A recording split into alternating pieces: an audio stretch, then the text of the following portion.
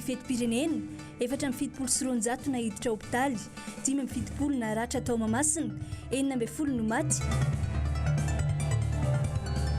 loza teny Mahamasina namangisiana n'olotra fanampiana ho an'ny Arambony ny ben'ny tanàna Antananarivo kitoto ny fikarakarana ny fetim-pirenena hoy ireo mpanao politika androany mitaky fanady adiana lalina izy ireo Karakory jiaby koa tsika jiaby any tokantrano izay manaraka ny fahitalavitra MBS amin'ity matinali ity alakamisy 7 ny volana Jona taona 2020 sy 2020 tonga soa ato amin'ny fotoana ny vaovao manasanao mpanajanga ny tenako anaraka ny vaovaontsika hatramin'ny farany ny misongadina tamin'izao hariva izao dia ny lalao izay niaona ny Baréan'i Madagasikara sy ny ekipa pirenena Burundais izay nisaraka tamin'ny isa Rainoatra ka nivoaka mpandresy Madagasikara tamin'ny izany nametraka ny toeran'i Madagasikara eo amin'ny laharana faharoa izao fandresena izao hoarantsika eo ny famtinana izay lalao niseho teo izay andesin'ny Rina Rabe Mananjara fa ny ako ny fety aloha no andeha anamboatsika ny vaovao miaraka amin'ny fanadidina ihany koa natratra 470 sy 200 ny isan'ireo olona izay nahiditra hôpitaly araka ny tatitra avy ao amin'ny hôpitaly Joseph Ravoahangy-Andrenavalona eny Anosy ka ny 570 tamin'izany dia vokatry ny ratra nahazo azy ireo tao amin'ny kianjaben'ny Mahamasina ary 470 kosa no maty ireo no tatitra ny fety tamin'ny aliny 5 sy ny tontolo andro ny 4 ny volana Jona hoarantsika ny antsiprian'izay eo amin'ny sariny Manora Andriamalala 70 amin'ireo naratra nandritra ny fifanosehana teny Mahamasina no efa nalefanody rehefa nahazo ny fitsaboana sahaza azy ary ny 30 mahery kosa mbola tazonina tsaboina ao amin'ny HRA araka ny vaovao natratra 470 zany no niditra hôpitaly tamin'ny omaly dia ny ambony zany efa nahazo ny fitsaboana sahaza azy 70 eo efa lasa nody daholo dia amintsika miresaka zao zany zao efa 30 zany sisa no mijanona mbola manaraka fitsaboana eto amin'ny hôpitaly Ravoahangy-Andrenavalona mbola misy ny atahorana ny ainy no ny ratra mahery vaika izay nahazo azy ireo ity manangiraika ity 4 ny ankizy tao an-tranony no niarambona tamin'ny fifanosehana teny Mahamasina ka ny iray no mbola tena atahorana ny ainy le tamin'ny omaly zany fanesika teo amin'ny vady le ankizy dia ny anay zany tafalatsaka tao ampovoany dia nisy ny nanosika avy aty aoriana dia nisy ny nanembotra avy aloha dia 4 manko zany anay ny ankizy fa ny ray ny tena vomafy ato moa ny anankitelo efa matsiro tena any an-trano dia fitantarany zareo zany hoe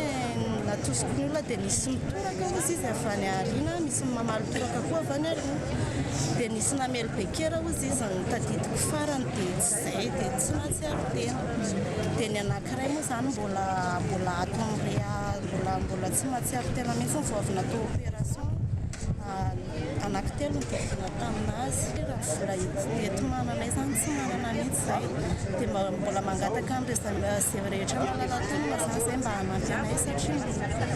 mbola tena marefo dia le anay ao tena mbola riraka firy taona daholo ireo ankizy ireo 5 ny 9 ndray dia 4 ny anankiroa dia 2 ny anankiray nahatratra 470 sy 200 ny isan'ny nahiditra hôpitaly nandritra ny fankalazana ny fetim-pirenena ny aliny 5 ny volana Jona sy ny tontolo andro ny 4 ny volana Jona araka ny tatitra avy amin'ny HRA ka ny andro ny 4 Jona no tena betsaka izany no ny fifanosehany vahoaka teo amin'ny vavahady ny kianjaben'ny Mahamasina 300 ny 25 dia 170 ny datan'ny 4 Jona dia ny ankamaroa moa zany dia le accident de responsabilité civile zany sy ny accident de voie publique ny 4 Jona dia natratra 430 dia ny 4 Jona natratra 730 dia ny accident de voie publique zany ny andron'ny 26 zany mipetsapetsaka natratra 20 dia izay le fitambaran'ireo zany natratra 7 sy 200 zany fitambarany 25 sy ny 26. Misy ny fepetra tsy maintsy raisina kosa manoloana ny fahatongavan'ny olona mamantatra ireo maty ao amin'ny tranopaty araka ny fanazavana trany. Misy procédure tsy maintsy arahana ihany koa tondra ny karapanondry le maty izy na ny copie le maty ahafantarana tena ava amin'ny marina le izy. Raha ny vaovao voaray ny atoandro ny 7 Jiona dia 2 amin'ireo maty voatazona ao amin'ny tranopaty no tsy mbola nisy havana, fa ny 14 hafa kosa efa fantatry ny havany ny momba azy ireo. Manoloana ireny voina izay niseho teny Mahamasina ireny moa dia vao marandray be dia efa niazo ny teny amin'ny hôpitaly Ravoahangy Andrenavalona ny ben'ny tanàna n'Antananarivo renivohitra Ramatoa Laura Valomanana namangy sy nitsidika ary nampahery an'ireo ny arambona izay mitsabo tena sy eo ihany koa ireo fianakaviana ireo namoy ny havany na ny namany tamin'izany. Horantsika ny fanadihadiana mahakasika an'izay eo amin'ny sary Manora Andriamalalatra any. Ny voinkava mahatratra tsy nitazapotsiny ny fahorinana azo ireo vahoaka tetsy Mahamasina ny ben'ny tanàna n'Antananarivo Ramatoa Laura Valomanana fa tonga namangy sy nakahery ireo marary tsaboina ao amin'ny hôpitaly Chiera ary nampahery ihany koa ireo nanana ny maty.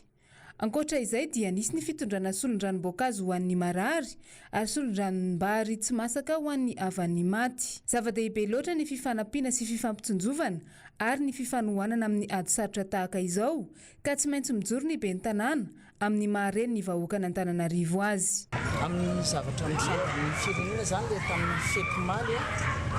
dia mahatsiaro hoe manana andraikitra ny tanàn'Antananarivo renivohitra mijery an'izay olona tratra ny vonana anjo ary makahery an'ireo fianakaviana koa satria fety ny mandehana nefa ny zavatra hafa mitranga moa dia amin'ny malagasy any tena mampahitan-drazana dia tsy maintsy manao fankahirezana ho an'ny ray tan-drazana. Nanao rano lava ny délégation avy amin'ny commune Antananarivo renivohitra sy ny boriboritany enina izay mandrafitra azy nitsidika ireo marary mbola tsaboina noho iny lozanandalo iny sady nisy olo-tena ihany koa ny filoha teo aloha Marika Ravalomanana nitondra ny fampaherezana ho an'ny marary sy ny havan'ireo namoiny ainy. Nanambara moa ny avy eo anivon'ny commune Antananarivo renivohitra fa andra ny andraikitra tandrify azy manoloana ny ireny vona izay niseho tamin'ny omaly ireny ary dia omaly matinaly io foana tamin'ny fotoana izay nitrangan'ny loza dia efa nisy ny délégation avy amin'ny commune Antananarivo renivohitra nitsidika an'ireo naratra teny amin'ny hôpitaly Chiera. Horantsika izay vaovao izay tateriny Germaine Menjanahary eo amin'ny sariny Tahiriny Aina Ranariny. Ontsany fo ary feno alahelo tanteraka malona ny zavatra nitranga tetsy Mahamasina izay namozana ain'olona maro hoy ny lefitra voalohany ny ben'ny tanàna izay nitarika iresolo tena ny commune Antananarivo nijery ny zavamisy tetsy amin'ny Chiera. Nambaran'izy ireo fa isy ny fandraisana andraikitra izay tandrify ataon'ny commune manoloana izay voina mahazo ny pray tandrazana izao. Mbola ao koa ny mety fijerenan'ireo tsy maintsy atao izay fijerenan'ny reo marary fa mbola sahirana be moa ny dokotera mikarakara an'ireo fa tsy maintsy mbola hojerena ihany koa izay fanampiana izy ireo. Izay nahatongavan'ny reto délégation vao amin'ny commune urbaine Antananarivo reto hitondra ny teny fampiononana ho an'ny fianakaviana satria araky ny kolotsaina malagasy hoe voninkazo mahatratra. Mamafisy ny nandritra ity fotoana ity fa ny teo anivon'ny tafika no isan'ny tokony andraikitra teny amin'ny vavahady ary vavahady miisa 9 no tokony isokatra tetsy Mahamasina nandritra ny matso izay natao. Etsy ankilany dia nambaran'izy ireo ihany koa fa toerana tsy tokony anaovana lanonana ohatr'ireny intsony Mahamasina ary efa noresahany teo anivon'ny commune tamin'ny fitondrana izany nandritra ny fanomanana ny fety. Nisy amin'ireo izay namoy ny aindry no tsy nahafantatra kory sy ireo havany ny amin'ny nankanesany tetsy Mahamasina nandritra ity fotoana ity. Tio zao indrindra no fitantaran'ireo izay niarany sy niatrika ny zavaniseho teny antoerany.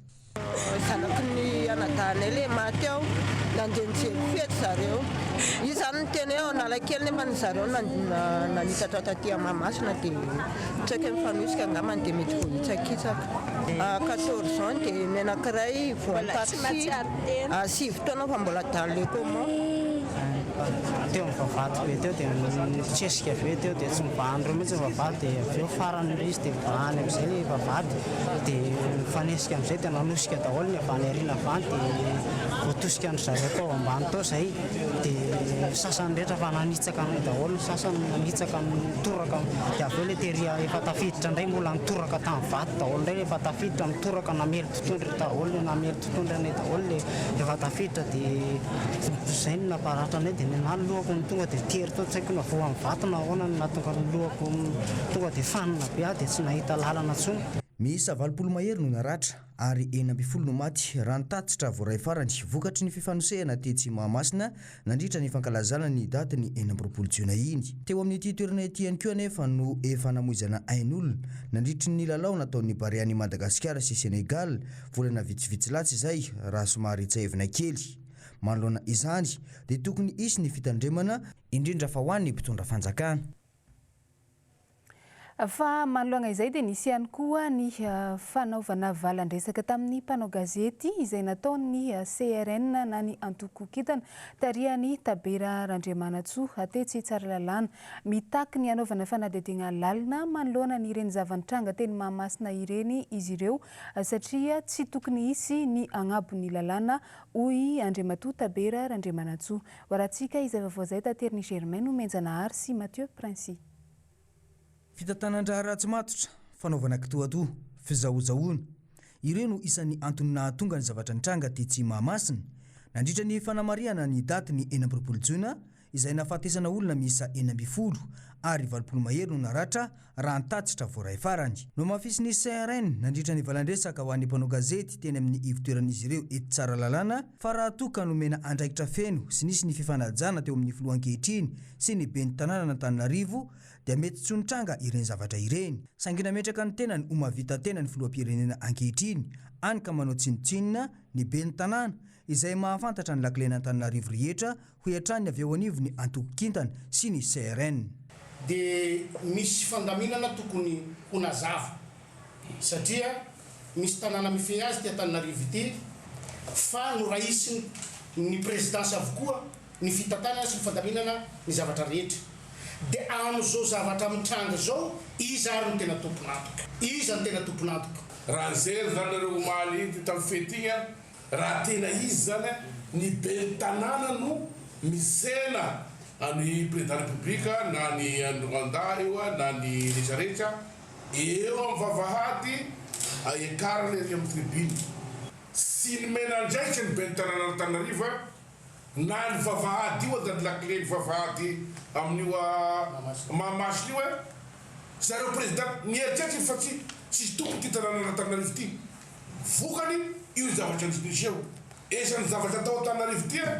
dia mbola misy ben'ny tanàna eto. Azao zay rafitra zay. Nambaran'izy ireo moa fa tokony hisy ny fanadihadiana lalina momba iny tranga iny, indrindra fa ho an'ny mpikarakara. Tsy tokony hisy ny ambony lalana eto Madagasikara ary tsy vao izao no nitranga ireny zavatra tahaka n'ireny teto amintsika. Mazava ho azy satria tsy indray mandeha no nitrangana zavatra ka tsy hay hoe izy tsy mahay mandray lesona eto amin'ity firenena ity.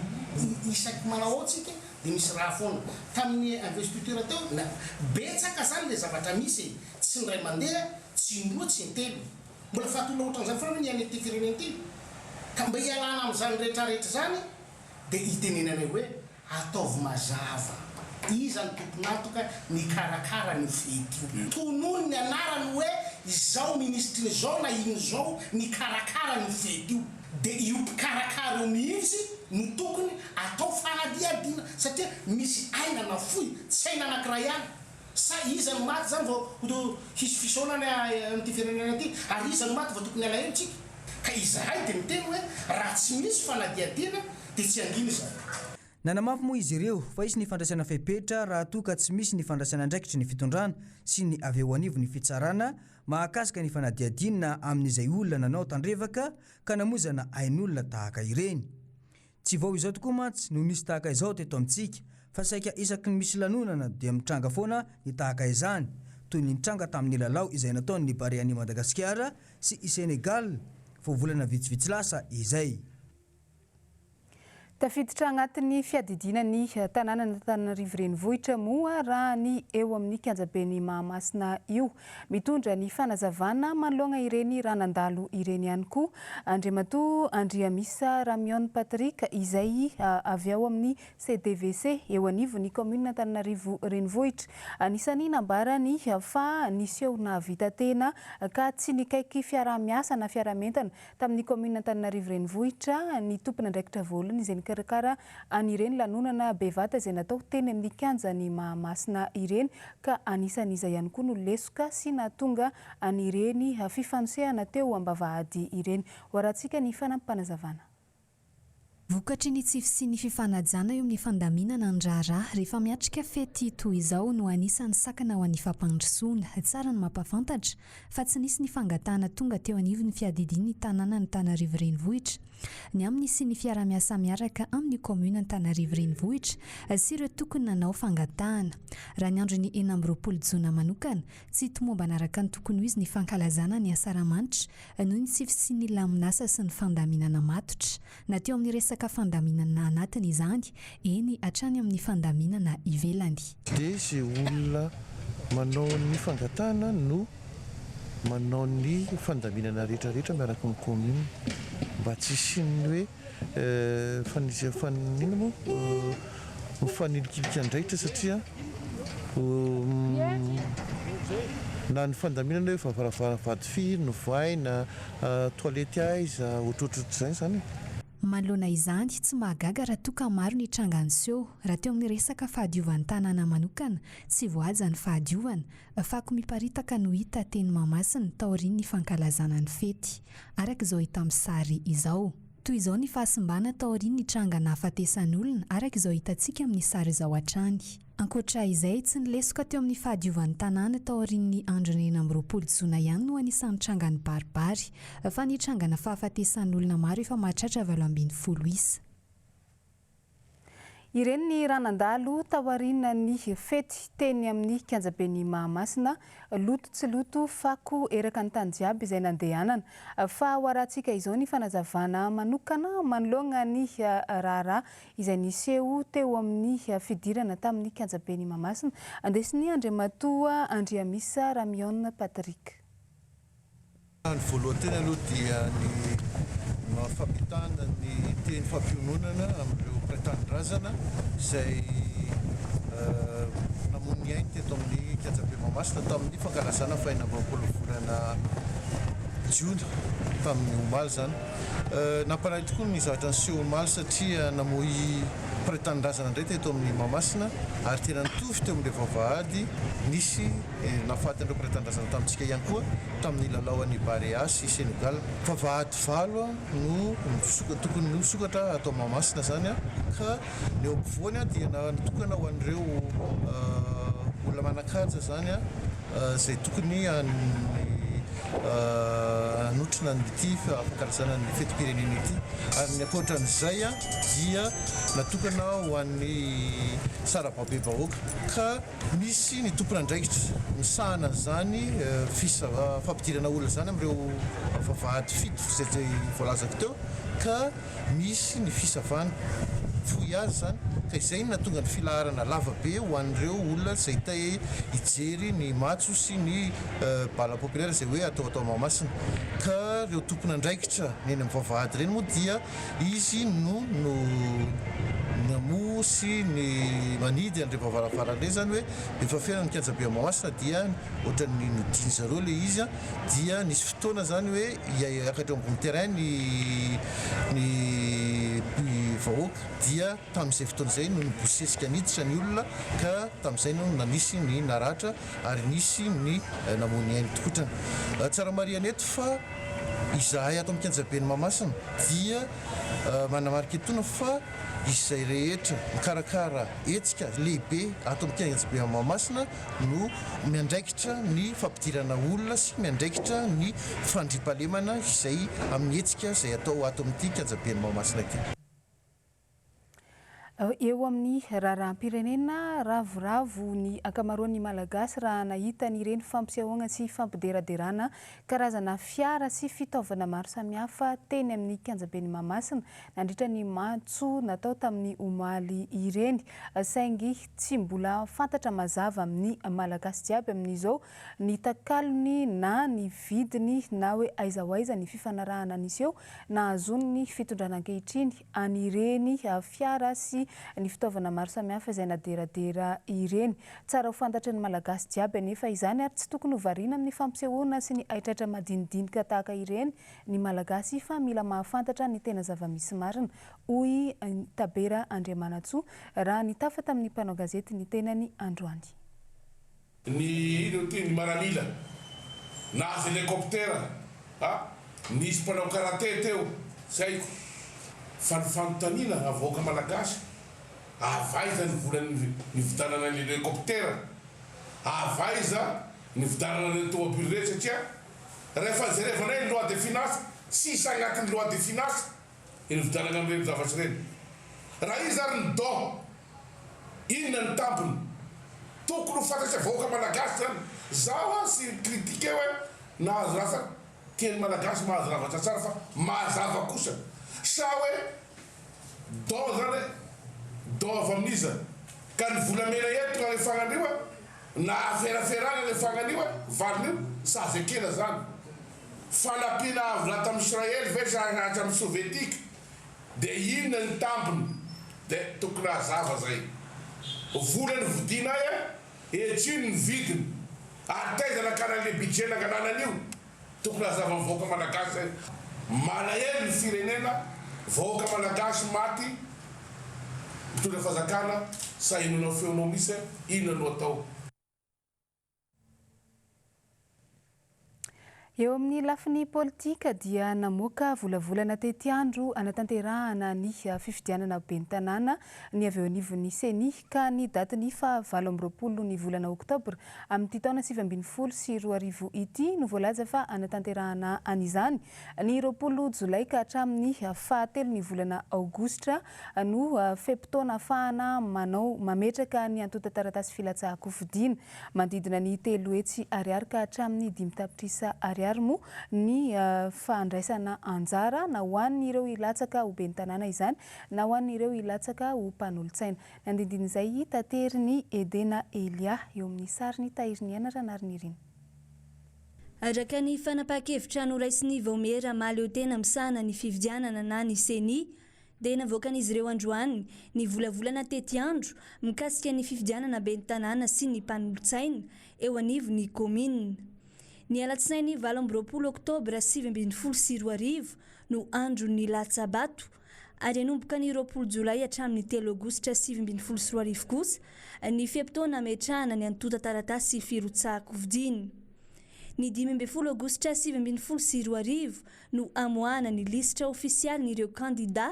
ary ny 19 Novambra 2024 no amoahana vonjimaika ny voka-pifidianana. Ny 12 Desambra izao kosa farafahatarany no tokony amoahany fitsarana misahana ny ady amin'ny fanjakana na ny tribunal administratif ny voka-pifidianana ofisialy isaky ny faritany. Mikasika ny volavolana teti-bola ho fandraisana anjara amin'ny fifidianana io kosa dia no tsinjaraina roa mazava tsara araky ny sokajy misy an'ilay komina sy ny isan'ny mponina ao aminy. Ho an'ny komina Ambonivohitra Antananarivo dia mitentina 5 tapitrisa ariary ny fandraisana anjara alohan'ny platsaka ovidiny. Ho an'ny komina Ambonivohitra Sokajy voalohany kosa dia mitentina 5 hetsy sy 2 tapitrisa ariary ny vola aloha. Ho an'ny komina Ambonivohitra Sokajy faharoa dia arakaraky ny isan'ny mpanolotsaina ovidiny. Raha toka mihoatra ny 5 alina sy 2 hetsy ny isan'ny mponina ao amin'ny komina io dia misa 7 ny mpanolotsaina ovidiny ary 2 tapitrisa ariary no fandraisana anjara. Raha mandidina ny 2 alina sy 2 hetsy hatramin'ny 5 alina sy 2 hetsy kosa no isan'ny mponina dia mitentina 5 alina sy 5 hetsy ariary ny fandraisana anjara ary misy 15 ireo mpanolotsaina ovidiny. Ho an'izay mifidy mpanolotsaina misa 13 izay manana ponina eo anelanela ny 7 alina hatramin'ny 2 alina sy iray hetsy dia 5 hetsy ariary ny fandraisana anjara tokony aloha. Ho an'izay komina manana ponina eo anelanelany 5 alina hatramin'ny 7 alina dia misy 140 ny mpanolontsaina ofidiny ary 5 alina sy 4 hetsy ariary ny fandraisana anjara. Izay komina manana ponina latsaky ny 5 alina kosa dia misy 9 ny mpanolontsaina ofidiny ary 4 hetsy ariary ny fandraisana anjara. Ho an'ny komina ambanivohitra kosa dia mbola mizara 2 mazava tsara izany. Raha toa ka misy 7 ireo mpanolontsaina ofidina ao amin'ny komina io dia 5 alina sy 3 hetsy ariary ny vola tokony aloha ary 3 hetsy ariary kosa ny vola aloha raha misy 5 ny mpanolontsaina ofidina. Izany hoe latsaky ny 2 alina ariary ny isan'ny ponina ao amin'ny komina io. Mariana moa fa mitovy avokoa ny sara ny fandraisana anjara na ho an'ny fifidianana ben'ny tanàna sy ny fifidianana mpanolontsaina. Vaovaon'ny tontolo iainana tsy latsapaka ao amin'ny malagasy jiaby intsony amin'izao ny fandalana sy ny fanajana ny tontolo iainana satria dia hita fa miaripaka ny ala ary ireo ala voajanahary izay sady arovana no misy an'izany taoriana ny alana Karafantsika izay any amin'ny faritra Boeny iny dia misy fasimbany ary miaripaka ihany koa ny alany Kirindy any Morondava ao amin'ny faritra Menabe no ny afitsoko ny ponina ihany mo no miteraka n'izany fasimbany ala izany. Nanao ny fanadihadiana noro fitiavana sy tahiriny anara narinirina.